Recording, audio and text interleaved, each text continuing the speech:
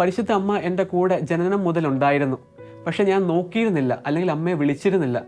അങ്ങനെ ഒരു കൂട്ടായ്മയിൽ നിന്നാണ് പരിശുദ്ധ അമ്മയെ നോക്കാനും പരിശുദ്ധ അമ്മയെ വിളിക്കാനും ഒക്കെ തുടങ്ങിയത്. ഇന്ന് നമ്മുടെ എല്ലാവരുടെ അടുത്ത്, യുവജനങ്ങളുടെ എല്ലാവരുടെ അടുത്ത് പരിശുദ്ധ അമ്മ നിൽക്കുന്നുണ്ട്. പക്ഷെ പലപ്പോഴും നമുക്ക് നോക്കാൻ പറ്റുന്നില്ല, വിളിക്കാൻ പറ്റുന്നില്ല. സത്യത്തിൽ എനിക്കറിയാം, ഈശോ തന്നെയാണ് എന്നെ പരിശുദ്ധ അമ്മയുടെ അടുക്കൽ കൊണ്ടുവന്ന് എൻ്റെ കൈ പരിശുദ്ധ അമ്മയുടെ കൈ കൊടുത്തത്. കാരണം ഈശോയാണ് മറ്റൊരു വ്യക്തിയിലൂടെ പ്രവർത്തിച്ച്, അത് ഈശോയുടെ സ്നേഹമായിരുന്നു. ഈശോ വേറൊരു വ്യക്തിയിലൂടെ പ്രവർത്തിച്ച് എന്നെ പരിശുദ്ധ അമ്മയുടെ അടുക്കൽ കൊണ്ടുവന്ന് പരിശുദ്ധ അമ്മയുടെ കയ്യിൽ എൻ്റെ കൈ കൊടുത്തു. നമുക്കറിയാം, കുരിശിൽ കിടന്ന് ഈശോ ഇതാ നിൻ്റെ അമ്മ എന്നാ പറഞ്ഞത്. അതുപോലെ ഓരോരുത്തരുടെ അടുത്ത്, എൻ്റെ അടുത്ത് വന്ന് അമ്മയെ എൻ്റെ കൈ അമ്മയുടെ കൊടുത്ത് എന്നോട് പറഞ്ഞു, ഇതാ നിൻ്റെ അമ്മ. അപ്പോൾ ഇന്ന് നമ്മുടെ എല്ലാവരുടെയും അടുത്ത് ഇതുപോലെ ദൈവം, ഈശോ ഓരോ ദൂതന്മാരെ അയക്കുന്നുണ്ട്.